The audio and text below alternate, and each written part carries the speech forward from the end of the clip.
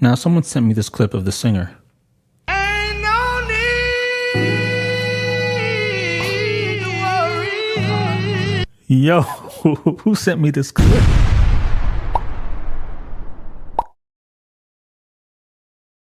Okay, so shout out to Just Call Me JK 1906 on Instagram for tagging me in this clip. I love when you guys send me these dope clips of things that are just so unique.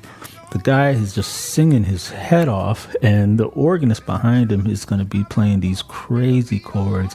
You want this progression. This is a crazy progression here that he's playing. So let's start from the top and let's figure out what this is. Ain't no need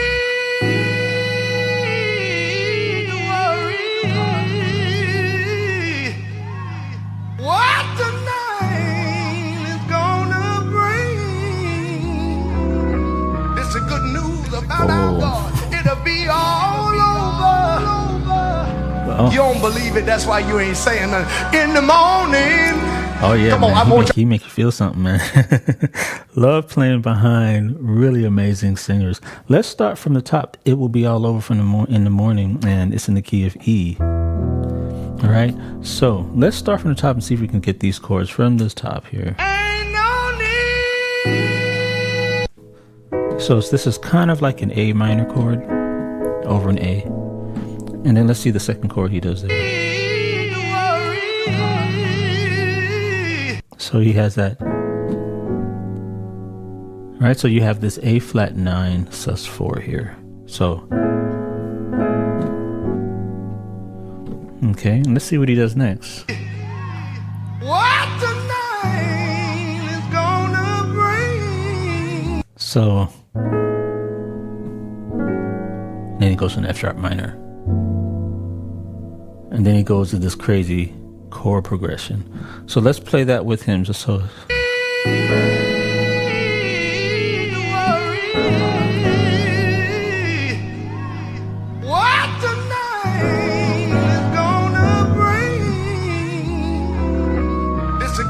Oh my God. Man, this is like, where do they come up with these chord progressions? I'm going to tell you in a bit, but let's first just kind of show you exactly what that chord progression is. It's a series of 5 chords. So we're going to have this D flat minor here, and then we have this chord here. Love this chord right here. Check this out, man. C, F sharp, A, C, E, G sharp, and B. And then you have this B6-9. I'm gonna voice it like this. So to sound like this. And then the 4th chord is just going to be, it's like a C sharp 9 here. Like this. Let's voice it like this. Nah, I don't want the G in here. So in the left hand, I have a C and an E. And I just have an E flat chord here in the right hand. And then the last chord will be, let's do an A in the right hand. And in the left hand, let's do a B sus4. And then we'll go from here to a C sharp minor 7 over the same voicing. C sharp minor 7 in the right hand. So it'll be,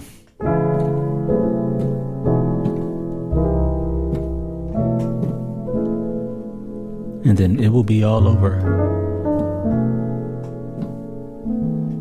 Something like that in the morning. Okay, so let's try that with him. What the night is gonna bring.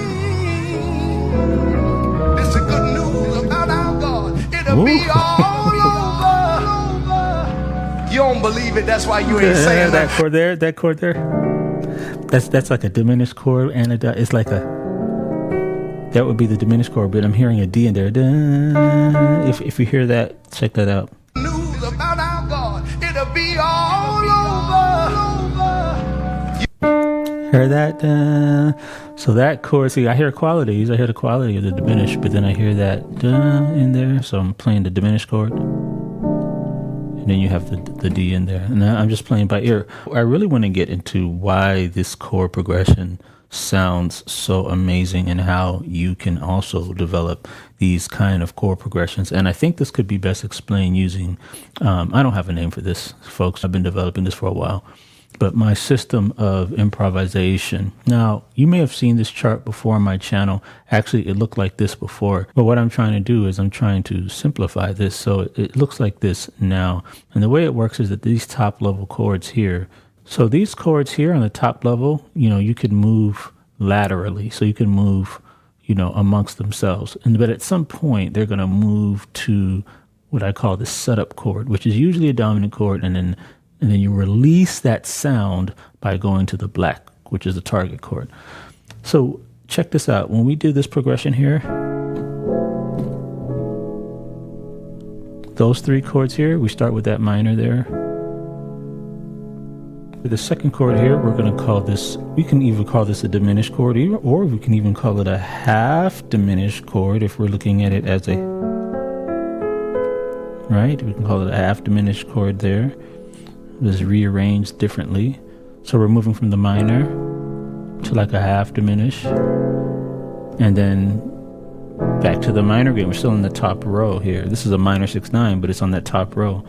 And then to come out of that progression, now we have the dominant chord, which is now moving down, right? And then we have our target chord. And you can hear, like, the ear hears the release. The ear hears, you can almost take a breath at that part, right? So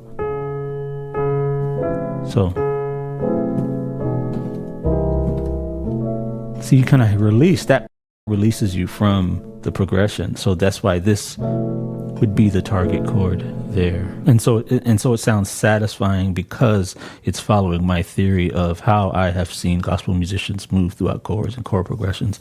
So I think that's really cool. So you may be confused about how to build progressions like this, and it starts by understanding each of these chord types. So last week I did this video on the half diminished chord, and we went in on that chord, so you guys got to check that out. In fact, right after this video, I'll put something on the screen so you guys can just jump straight to that, because it starts by understanding each of these chords, not just how to play them and how to form them, but where to use them and how they work. So definitely check out the video on the half diminished chord. In addition, the roadmap on my website is going to go through each of these concepts in details. We have courses on the diminished and courses on the half diminished. You really need to study how chord, not just one chord at a time. A lot of you are like, oh, what's that? A chord by itself means nothing. You study how chords are connected and how they move together. And the more we string these chords along, the better that progression sounds. It's how you make use of it that really matters. Thanks again. Dope clip. You guys got to see the rest of this clip. Dope singer. I'll put a link in the description for the rest of that. And until next time, guys, we'll see you later.